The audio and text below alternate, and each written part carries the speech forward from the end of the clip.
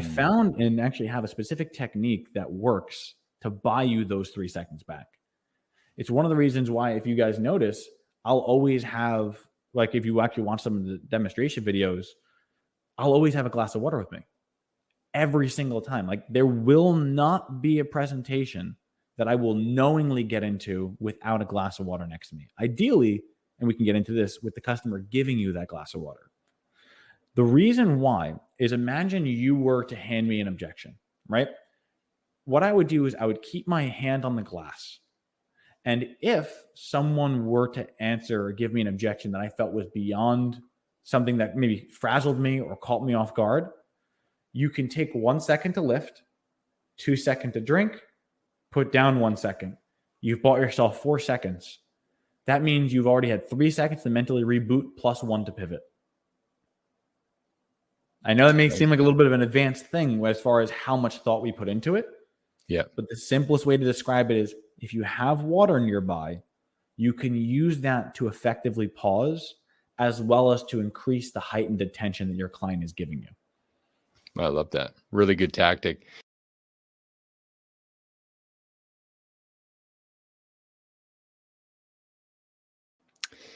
Hello, and welcome back to Electricpreneur Secrets, the electricians. You know what? I'm making an adjustment here, Joe. Can I call a timeout? The Premium Electricians Podcast. Why did I not think of that before? You're on episode 161. We just renamed it live. That's how you know there's no fancy shit. Couple master electricians with business addictions back to help you, again, master sales, simplify pricing, and deliver premium level electrical service. So if you're looking to bring your A game, welcome back to the right place. Joseph, how the hell are you, man? I'm feeling actually really, really good today. It is now fall weather. Your boy can see through his eyes. I'm living, breathing good air. I'm a happy man.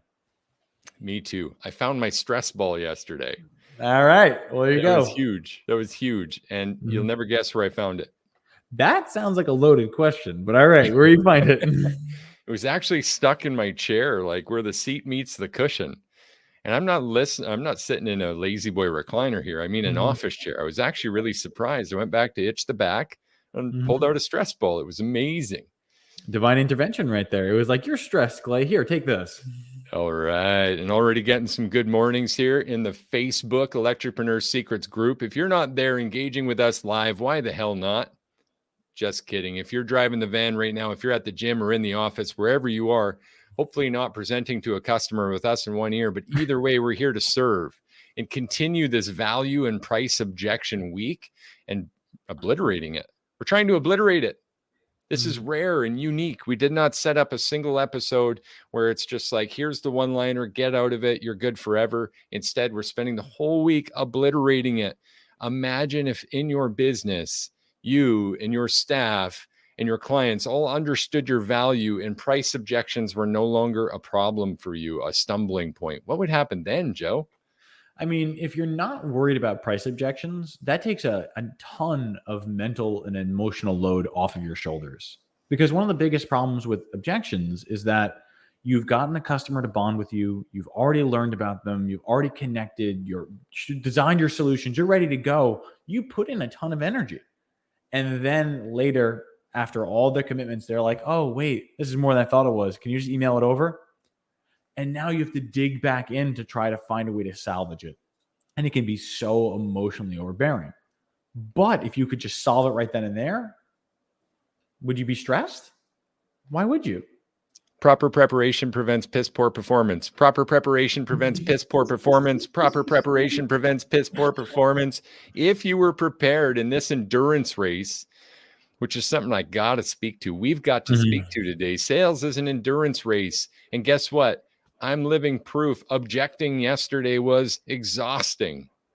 I became exhausted and Joe beat me. And you guys got to hear that live. Was it a perfect role play? Absolutely not. We made it up on the spot, but we got through it and I was exhausted after. That was the point. And you said this so wonderfully. Sales is an endurance race. What the fuck are you talking about, Joe? So realistically, you have to imagine not two physical bodies, but two emotional entities, where you have one person being you and the other being the client. Now you're both expending emotional energy. not physical energy. Now, if you think about it, the thought of having to ask questions and give rebuttals and provide proofs, that takes an emotional load. It takes a mental load to carry it. What we're trying to do is train those emotional and mental reserves so that you can outlast the objections of someone else. And if you're, imagine no different than if you were in a fight. If you were fresh and the other person's tired, what are you more likely able to do? You'd be able to overcome the situation. Mhm. So really, it is an emotional endurance race. And we're teaching you how to overcome it this week. I love how you say that and use the fight metaphor as well. And in our training in the program, you actually speak to how important it is to throw the first punch. Correct. But what do you mean by that? Utilizing this metaphor now for objection handling. Sure. So by throwing the first punch, it means this. If your client has an objection to something, like, I don't like this, really, you're now on defense. You have to then defend the thing that you're trying to say, right? Like, this is why I'm offering it. But if you had placed certain commitments in the beginning of the call, where the customer had already, on their own volition, said things contrary to what they're saying now, you don't have to come up with a word. You're literally almost judoing the energy, which technically is just redirection of energy. I am going to take your exact words, I'm going to reposition them, and I'm going to hand them back to you. And I'm going to say, what has changed between then and now? Now that's all the energy I've had to use. And now you have to give the energy again. So as long as this exchange constantly happens, you're the one getting burnt out and not me. And we stay on top of the situation. So that's what I mean. When we say strike first, it means plant the seed that you're going to be able to come back to. That way you're not on defense. I like that. How Bruce Lee of you. Well, style of no styles, right? Jeet Kune Do. Style of no styles. This is the style of a style, the sales bot style. Giving it away, man. Speaking of giving it away, we're giving away a value piece, and no one's even gotten it yet. We've been just exhausting these last couple of days talking about it, haven't even sent it out. So if you've already put your hand up for this on the Facebook page, guys, thank you for your patience. It's still coming. In fact, there's another post today to get more hands up. If you guys don't have this, you don't know about this yet, you ought to know that we're giving away our objection handling level 1 training from our program, as well as some added nuggets from this week to help you with these 3 big problems that become foundations to this endurance race. Your value, offer, and belief, their value, right? And understanding of and belief in your value. That's they as in your staff. And then the articulation of that value. And if you had all 3 of those and you trained it, well, what would be in your way then? That's the thing. If you're training it and you're being about it, that means you're going to be consistent. And if nothing else, consistency is always better than an explosive growth. I would rather be a singles hitter than someone who swings 3 or 4 times and then gets a home run. Yeah. You know what? I want to draw on a bit of a story here because it's early still in this particular client's journey, but still honorable mention. First full-time month, $63,000 for one of our guys, like, was part-time. We went to our one-to-one meeting just a couple weeks ago, and I said, "Oh, is this your biggest month?" And he was like, "Dude, that's my first full-time month." Yeah, it's my biggest month. Massive. And I shared this in social for you guys to see. One of the wins in particular, though, was actually a solution after a price objection. It was an objection handle, but the result was sitting at the table and the clients in tears about how they were just had to perceive, like they had to break through and have this trust and realization that someone's actually trying to serve them at the highest level. And when they did, it hit them so hard that they're in tears, Joe. Have you ever had this happen to you? Have you put people into tears? So there was one specific situation that I remember happening where, and I'm not sure if I've talked about this before, where I was going to work with a client, and I remember she wanted some lighting done in one of these rooms in her home. And as the conversation led on and we started bonding, I couldn't understand why she wanted light in this particular room because it looked like it hadn't been touched in years. And she had mentioned that her son, her former son, had passed away, her late son had passed away from an overdose. And she likes to keep the light on in his room so she feels like he's still there.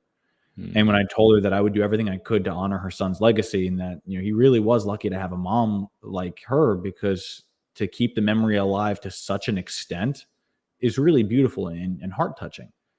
And when I explained that to her, she just stopped and just pretty much wrapped her arms around me and gave me the biggest hug and just sobbed into my shoulder and just said thank you over and over again. And it's one of those moments that I'll never forget, because it shows how powerful the process is. When you learn to bond and connect, it stops being salesperson to client, and you really can break it down to be person to person again. Genuine human connection at the highest level. Gosh, man, I love that. And I know that you had a second shirt in the van so that any of the tears and mascara on your shoulder were able to be resolved for the rest of the day. You know, to be completely honest, I don't remember if it actually was a situation where I had to change, but you're right. It was practically biblical at that point, where I would always have that uniform with me, no matter what. Ever since I got caught in the rain and I got burns all over my body from it, I would never, ever go to a call without another van, or without another uniform in the van. You got to have that second van just in case. Yeah, just in case. You know, you know what it is? I got a Sprinter van, and then I've got like a little Prius in the back of the Sprinter van, so that when I want to drive out, it just rolls out. Yeah. Yeah, backup van, man, just in case. Just in case. Okay. So do you have any tools to help us in this endurance race to, you know, if someone's experiencing this and they're still uncomfortable, say they've got the foundations, the team buy-in, everything's there, and they're still, you know, in practice of articulation of these objection handles and kind of redirecting and getting their value across. I imagine people are still uncomfortable in learning this. So what are some techniques you could take to kind of improve that situation for them and help them survive this endurance race? So let's see what we have at the top of mind. I mean, realistically, the first thing that comes to mind is learning how to take proper pauses. Now, what I mean by proper pauses is that we have to understand how the brain works. Now, if someone were to give you an objection, very rarely are you able to instantaneously have a response. I know I don't. Very few people do. There's usually a 1 to 3 second buffer time that happens between question to response. The problem is that so many of us try to have that response quickly, and we feel that not having it shows inadequacy or incapability. That feeling then leads us to then saying, oh, I know what's wrong. I need to prove that I'm capable of this. So we start to flounder. I found and actually have a specific technique that works to buy you those 3 seconds back. It's one of the reasons why, if you guys notice, I'll always have, like, if you actually watch some of the demonstration videos, I'll always have a glass of water with me every single time. Like, there will not be a presentation that I will knowingly get into without a glass of water next to me. Ideally, and we can get into this, with the customer giving you that glass of water. The reason why is, imagine you were to hand me an objection, right? What I would do is I would keep my hand on the glass. And if someone were to answer or give me an objection that I felt was beyond something that maybe frazzled me or caught me off guard, you can take 1 second to lift, 2 seconds to drink, put down 1 second. You've bought yourself 4 seconds.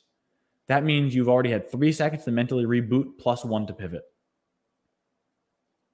I know that may seem like a little bit of an advanced thing as far as how much thought we put into it. Yeah. But the simplest way to describe it is, if you have water nearby, you can use that to effectively pause, as well as to increase the heightened attention that your client is giving you. I love that. Really good tactic. Did you ever try, I'm always the asshole joker, jackass here. Did you ever try with a straw and slurp it right to the bottom while maintaining eye contact until it bubbled like a little kid? I can't say that I did. I mean, that'd be the equivalent of asking if I had a crazy straw and I blew bubbles in my milk. I mean, like, you know, but no, I can't quite say I did that. All right. A little bit. And then there's this concept of redirecting questions. I think you mentioned earlier in the week too. Can you tell us a bit more about that tactic and how that fits into this situation? Okay. So remember at the beginning of the conversation, we talked about not being on defense and instead having the situations in the beginning that we can pull back from and then use those back at the customer like a Yeah. redirection. We're doing the exact same thing in almost any question that they give us. It's a defensive posture that we have where, once again, talking about the emotional load, your client and you are carrying the same load. And when that client gives you a question, you have to be in defense. But if you can analyze the question and figure out what are they actually saying, you could then ask them to clarify a deeper meaning. Usually that causes them to go off guard. And if nothing else, it forces them to have to re-explain it. Two things happen there. And I'd be happy to give examples of the specific situation. Sure. So the first thing that would end up happening is by you putting it back into their court, you've now redirected that energy back to them. So they're still lifting while you're resting. Then from there, what will end up happening is the client will then have to do one of two things. They either have to re-explain what they're trying to do in usually a deeper context, which takes more emotional and mental load, but gives you better clarity of the situation. So if the client is using emotional load and you're not, and you're getting better clarity, when they finally finish talking, you're in a better position to formulate a response that's more on point because you have the real reason they're asking. Can I give an example of what this might look like? I would love that. Let's do it. Okay. So one really great place that this comes up is when the client, you get to the front door or somewhere in the beginning of the call, and the client says, "Hey, Joe, just so you know, we're going to be getting 3 estimates on this." Now that sounds like an objection, right? Like it's something that we don't want to hear, and it's directly opposed to what we're trying to do. But we don't know why they've asked it. They don't know why they've said it. They just made a statement, and it's simply floating out there like this storm cloud that we don't have a grasp on. If we let it sit there, it's going to come back and bite us. So instead, what we can ask is, Clay, I really appreciate you taking the time to let me know that, and thank you for the transparency. But if you don't mind me asking, what were you hoping to accomplish by telling me that? I mean, we've just gotten here. We really haven't got a chance to connect. What were we really hoping to communicate? You want me to jump in and role play? I mean, you can, but really the point of the statement was that if we're shifting back over, now the client has to say, well, what am I really trying to say here? I've had this question come up, and it usually causes a pause where the client's like, well, I don't want you to sell me anything. Yeah. Or I don't want to buy. Yeah. It's like I don't want you to sell me something. Yeah. I don't even know how to answer that without a I guess. You're right. Now, the thing is now this client is being exposed to their own emotional concern where they're like, well, why did I even bring that up? I don't know. I just kind of said it. I don't want you selling me something I don't need. Okay. Well, have I given you the impression at any point since we've talked that I would be selling you something you don't need? I mean, I've just got here. What have I given you the impression of that would be the case? Can we just call a timeout here and go back to the beginning? I mean, I don't want to be on the wrong foot before we even get started. Have I done something to offend you?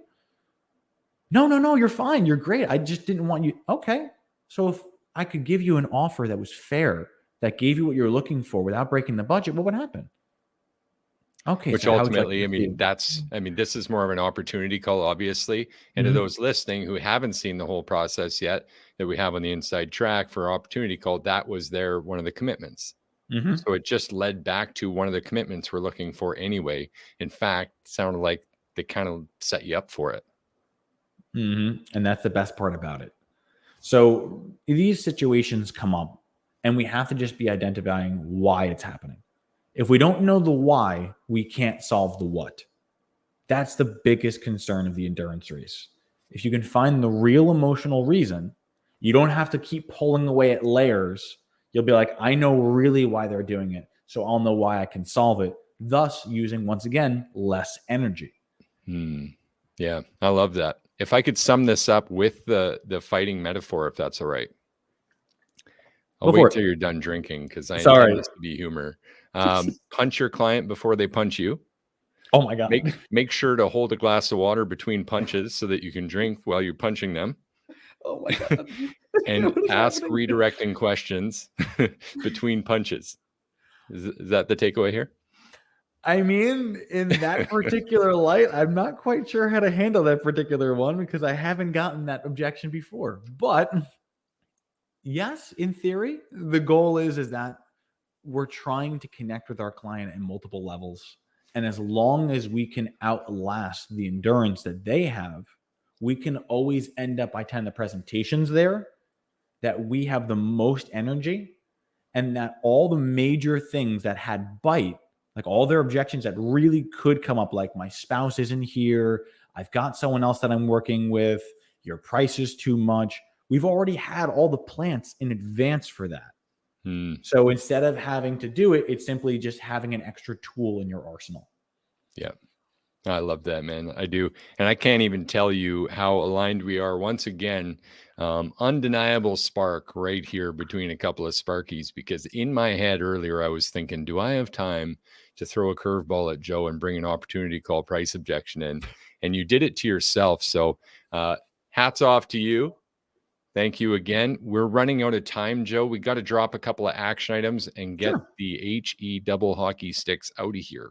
Not a problem. You taking them both today? This is your arena. You can have them both. It's okay. I'd be happy to. You don't have to feel bad, please. Oh, all right. Well, thank you, Clay. I'm glad you're in. I'm glad you're my guest. All right. Well, in that case, so let's start with the bare minimum action. The bare minimum action is I could teach you the skills theoretically, but you need to understand why they're happening in the first place, right? The bare most basic action you can take is simply having a list of what objections are currently stumping you. The reason being is it's almost like, once again, if you are in a fight or you're working out, you need to know what techniques you have available. The thought is, okay, are my strikes correct? Are my hips in correct placement? Are my shoulders out of alignment? All these things are important to know. So you can't fix something unless you know what it is that's wrong. So my first suggestion is get a list of all the objections that are throwing you. Now, the all-star action goes a little bit beyond that. Assuming you now have that list, what I want you to do is create almost a forked line with 2 to 3 prongs off of it and list 3 reasons why you would suspect they would give you that answer.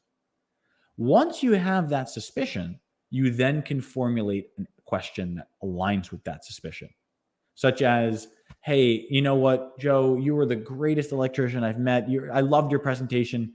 It's just, we're 99% going to go with you, but I need to talk to my wife about this. If they were really 99.9% going to go with us, would it really be something that they would talk to their spouse with right now and they couldn't do something about it? The objection would then be, no, I'm suspecting that they're actually stalling and pushing me away, but we've built enough of a relationship that they feel awkward doing so, and they want to put someone else in between like a straw hat. Okay, great. So now you at least have the plan of attack. So step 1, get your list of all the objections that are stumping you. Step 2, get a forked prong with 2 to 3 points off of it that'll say why you think they're giving you that objection. Once you have that, then you can formulate the questions that can bring that up. Incredible. And of course, you can get a lot of that advice from the action piece that we're giving out for free. So you've got it hard copy, able to learn from, teach your team. Would you expect any less? We just keep showing up. 161 episodes, helping electricians master sales, simplify pricing, and deliver premium level electrical service. Joe, thank you again for another great episode and sharing your dear SalesBot expertise with all of the electricpreneurs out there. Guys, if you're not taking action on this, my question is, why not? I don't want to deal with these exhausting objections anymore, and I'm sure you don't either. So why not make them a walk in the park? Why not let us help you with that? I can't wait to do it again tomorrow to conclude our week. Thanks, and we'll see you again tomorrow. Take care.